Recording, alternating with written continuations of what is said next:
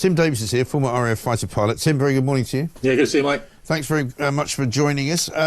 Obviously a terrible, terrible accident. Lots of people, including the President, Donald Trump, saying it should never have happened. It should have been avoidable.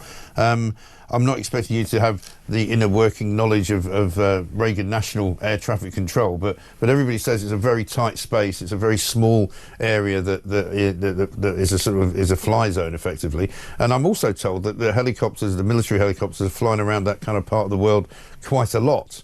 But looking at the footage, it looks as though almost the helicopter's behind the plane and just kind of flies into it. Yeah, it does, and that's pretty much exactly what happened, isn't it? Really, it looks like there's routes, Mike, around that part of the part of the airspace that helicopters can use. They're well established. They've been there for a very long time, and the helicopter that did hit this airline was what's called a gold top. So.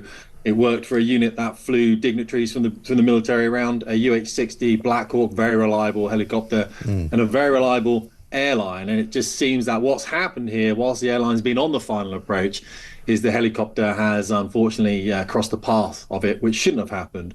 And of course, they've collided. Yeah. And I mean, according to, again, people that we've spoken to, and the Press Association have issued this as a news release earlier on today, there was only one air traffic controller in the building at the time of the accident. That seems to me to be not enough people, really, not enough air traffic controllers. Well, you know, the policy's set, isn't it? So whatever their policy is needs to be questioned by a standardization unit above them. And obviously it was. It was deemed to be acceptable. That was the case. Now, this is why you have standards officers, and I was a standards officer in the Royal Air Force on fast jets, so my job was to look at these policies and just to work out with my team whether they were acceptable. And what happens, Mike, whenever there's an incident like this, of course, there's a huge investigation, and they'll be looking at exactly things like this. Yeah, absolutely right. And in terms of like the protocol of things like helicopters, army helicopters and military helicopters flying around commercial planes, I mean, is there a specific protocol? I mean, I'm told that the people in the helicopter were also wearing night vision goggles, which are not necessarily the best thing for you to then see with, perhaps, at short distance. But there doesn't seem to have been much time between the tower saying, can you see them, to the actual, collision. Yeah, well, the route that the helicopter should have been flying on, they're coming down from the north, was a route that it should never have been above 200 feet. In fact, on the maps, it says your maximum height here, under that approach lane to runway 33, is 200 feet. That's the maximum height you should be at. Should never be above that. Right. Now, they actually collided, I think, around about 400 feet. It does look like the helicopter was above that. And I think that President Trump has alluded to the fact that the helicopter should never have been there. Right. Also, the traffic collision avoidance systems that the aircraft has, they don't work. They don't give you the advisories. They don't tell you what to do below 1,000 feet because they can't advise you to fly into the ground. And the night vision goggles, when I was on Tornado here, I always do this the wrong way around, on Tornado there, when I was using night vision goggles, I was flying on the west coast of Scotland down at 250 feet. There's not many lights on the west coast of Scotland, but unfortunately in Washington there's a significant amount of lights, and what you get, Mike, is the blooming, like when you see the headlights of a car coming toward you and it sort of dazzles you for a bit. That's exactly what happens with night vision goggles. So I was very surprised to hear that they were flying night vision goggles in that helicopter, because personally, you don't need to. You can fly visual at night, VFR, visual flight rules. So, that's something they're going to have to look at in their investigation. Right.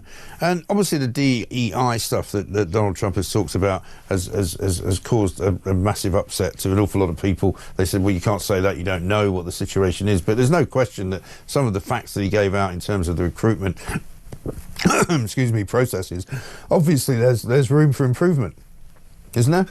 Yeah, well, absolutely. Now, we are Englishmen, Mike, so we're not going to comment on American governmental policy, of course, and we don't expect them to comment on ours. We're respectful for each country. However, we know there's been an issue with the Federal Aviation Authority with the recruitment of DEI. I think he actually said something about a week before he came into power that there was a move to bring in people with disabilities that wouldn't necessarily be conducive with the safe conduct of aviation necessarily. Now, of course, we knew it went too far. I campaigned, as you know, against the Royal Air Force for forcing diversity, equity and inclusion into meritocratic, hierarchical organisations such as our British military. And of course, we've managed to obviously get them to backpedal on that quite significantly. But I think America is still going through that phase. And I think Trump's doing the right thing by having a look at it and working out what exactly has happened. So how bad was it in the military here then, if you say it's improved? Has it got better here, or is it in certain areas and not in others?